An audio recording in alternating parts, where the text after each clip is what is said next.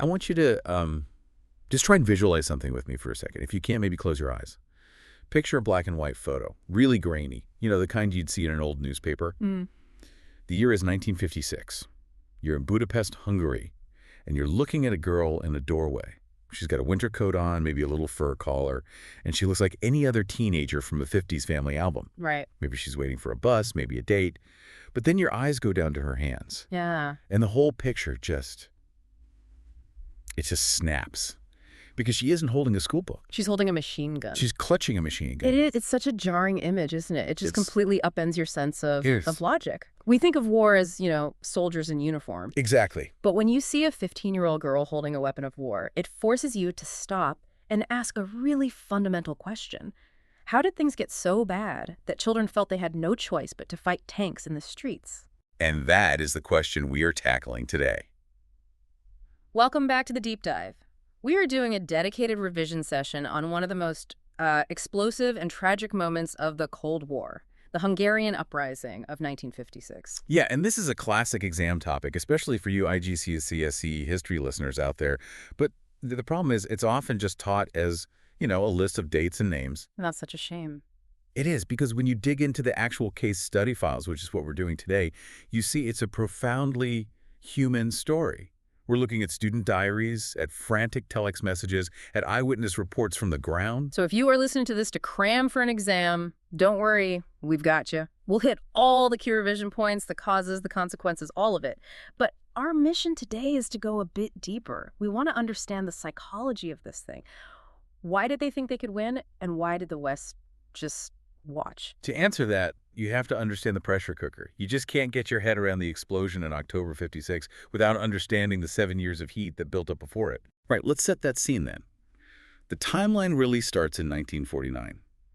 Hungary is, for all intents and purposes, a Soviet colony. But it's run by a Hungarian, a man named Matyas Rákosi. And the source material calls him a hardline communist, which is, frankly, a massive understatement. Bit of an understatement, yeah. I mean, Rákosi was often called Stalin's best pupil. He didn't just admire Stalin, he wanted to be Stalin. He used terror as a daily tool of government. So under him, Hungary wasn't really a nation, it was what we call a satellite state. Well, pause on that term, satellite state. We hear it a lot, but what does that actually look like, on the ground? For a normal person? Well, in theory, it means you're politically aligned. In reality, for Hungary, it meant total, utter subservience, your economy, your military, your foreign policy, all dictated by Moscow. But it was more than just politics. It felt like an occupation. And the sources really hammer this home, this idea of Russian dominance as a grievance. It wasn't just that the government was communist, it was that it was so Russian. Exactly. And that's a crucial distinction. The Hungarians are very proud people. They have this long history. And suddenly you have Russian street signs in Budapest. Russian is compulsory in schools. So your kids are coming home speaking the occupiers' language. And here's the detail that just always gets me. The Hungarians had to pay for the Soviet troops occupying them. You're joking. That's like paying rent to your jailer. That is the perfect analogy. You are paying for the barracks, the food, the fuel, for the very army that's there to keep you in line. It was profoundly humiliating. So you got national humiliation, and then, of course, the fear. The text talks about the secret police, the AVO. How real was that danger? Oh, it was terrifyingly real. The AVO was Rákosi's personal enforcement arm. They had informers everywhere, factories, schools, even families. People just disappeared. You'd lose your job, go to prison, or worse, you just couldn't trust anyone. And all this is happening while the economy is just tanking. We have source 7 here, a quote from a Hungarian student looking back at 1953. And it highlights this incredible gap between what they were told and what they saw. Yes, this is a classic feature of these regimes. The student says living standards were declining, and yet the papers and radio kept saying that we had never had it so good.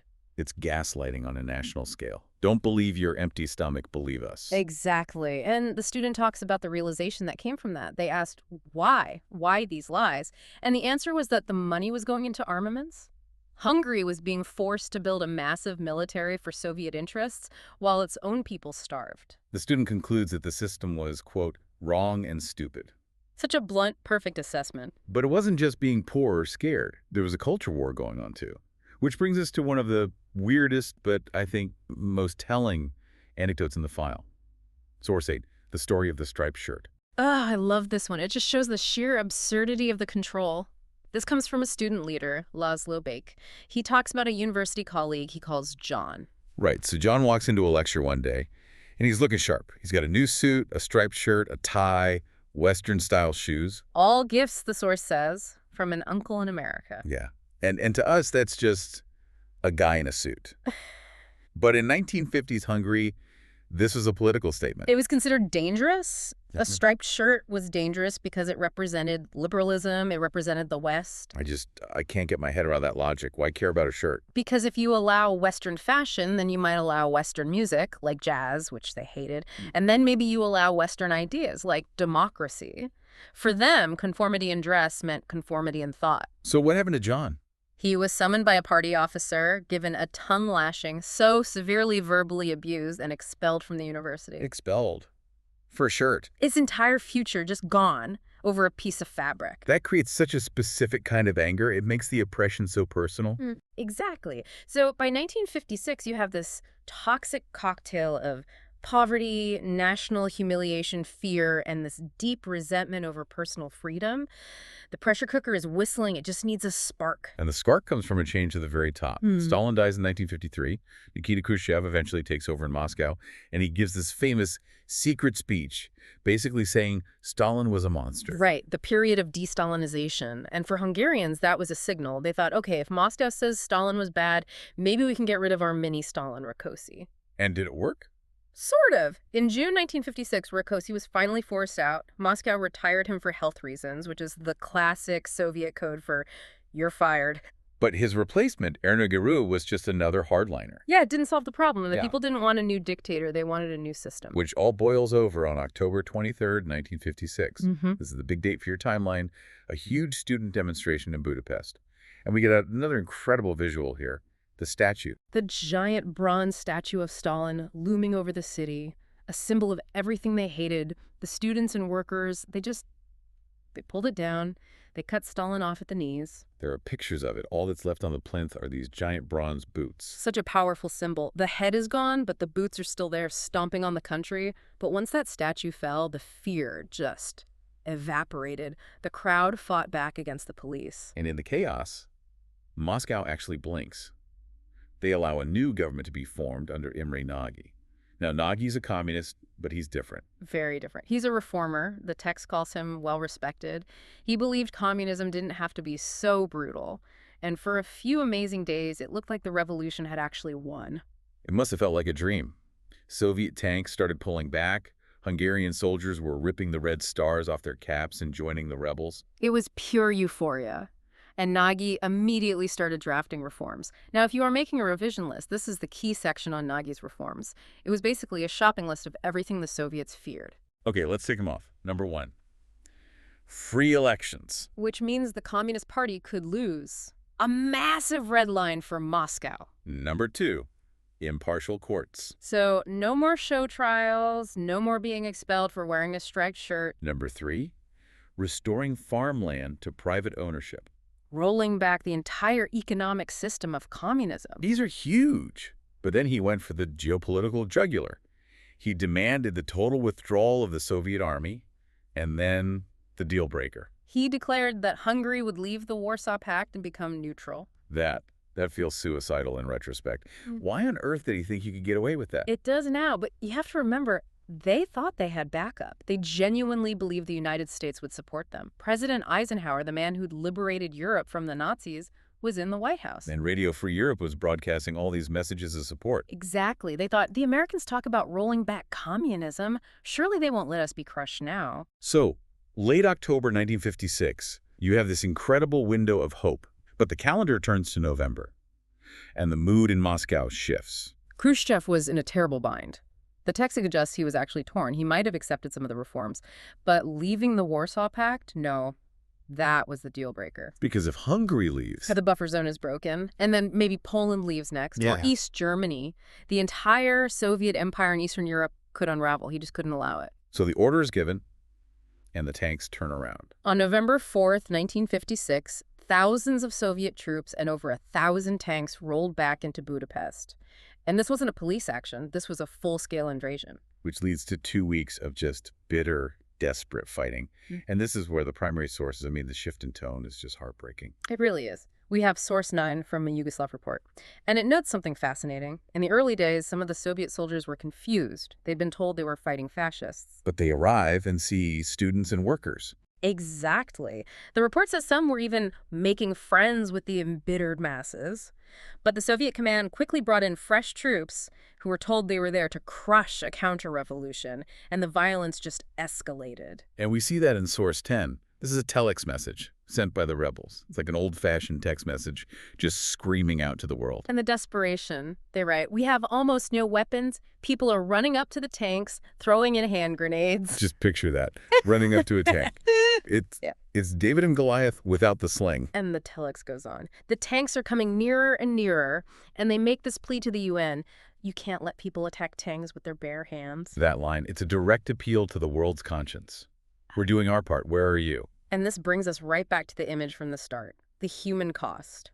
Source 11, the diary entry from Laszlo Bek. The story of the little girl. He describes walking home and seeing a young girl, he says maybe 11 or 12 years old, propped up in a doorway. She was dead. And she was clutching that machine gun. And he finds a note in her pocket. He does. Written in a childish scrawl, it said, "Dear Mama, brother's dead. He asked me to take care of his gun. I am all right, and I'm going with friends now. I kiss you, Cuddy." I'm all right. It's just, it breaks your heart. It encapsulates the whole tragedy. The brother was fighting. He died. He passed the gun to his little sister, and she fought, and she died. It really drives home that this wasn't just geopolitics. This was fought in living rooms. And they fought ferociously for 2 weeks, but in the end, they were overwhelmed. The numbers vary, but the best estimates are around 3,000 Hungarians killed and maybe 7,000 or 8,000 Russians. And then came the Exodus. A huge one. 200,000 Hungarians fled across the border into Austria, just walking away from their entire lives. So we have to ask the big question. That telex pleaded for help. Why didn't the West come? This is the bitterest irony of 1956. The West was completely distracted. At the exact same moment the tanks were rolling into Budapest, Britain and France were embroiled in the Suez Crisis in Egypt. The worst possible timing. Unbelievable. The British and French had invaded Egypt, and the whole world, including the US, was condemning them for it. They couldn't exactly take the moral high ground against the Soviets. The Western alliance was fractured. Eisenhower felt his hands were tied. He knew that intervening in Hungary, deep inside the Soviet sphere, could trigger World War III. And with nuclear weapons now on the table, he wasn't going to risk that. So they sent protests and food, but they didn't send troops. Hungary was left alone. Completely. So the uprising is crushed.